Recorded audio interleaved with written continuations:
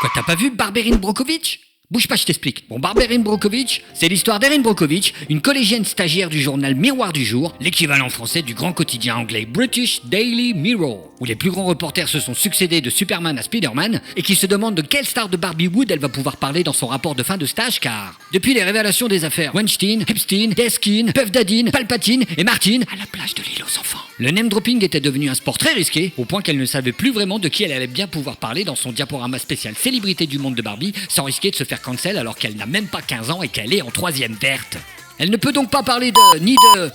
ou encore ni évoquer le chanteur de ce groupe de rock qu'elle a suivi en tournée et avec qui elle a passé une semaine sur son île. Encore moins de l'équipe de foot qu'elle a interviewée lors d'une Coupe du Monde où elle s'est entretenue avec le capitaine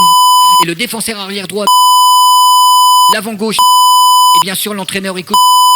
et le président. Et elle ne peut pas non plus parler des Botox Parties où elle a souvent croisé des figures gonflées de la politique française. Bon, il y a bien Jean-Claude Morandini qui s'est proposé de l'aider, mais comme tout le monde jusqu'à la femme de ménage lui avait conseillé de se tenir éloigné du présentateur sans cerveau, elle a tout de suite refusé ses avances, car avec lui, femme, homme, bonne, trop bonne, tout y passe, lui avait-elle crié à travers le toit ouvrant de sa voiture Malibu Princess. Yeah. Là, t'as le président actuel des USA, un président récent, mais qui a déjà laissé pas mal de mauvais souvenirs dans l'histoire, qui passe la tête, la traite de grosse truie, et lui balance que si elle continue, il va la prendre par là. Et que de toute façon, cette série de synopsis humoristiques, c'est de l'art. Et qui préférait quand Meryl parlait de films avec l'éloquence d'un gamin de CP avec son comparse César sur la chaîne Un César pour Meryl. Il annonce donc tranquille qu'il a l'intention de censurer l'épisode prévu sur le Père Noël est une ordure parce qu'il projette tout simplement de coloniser le Groenland. Ce à quoi Maverick,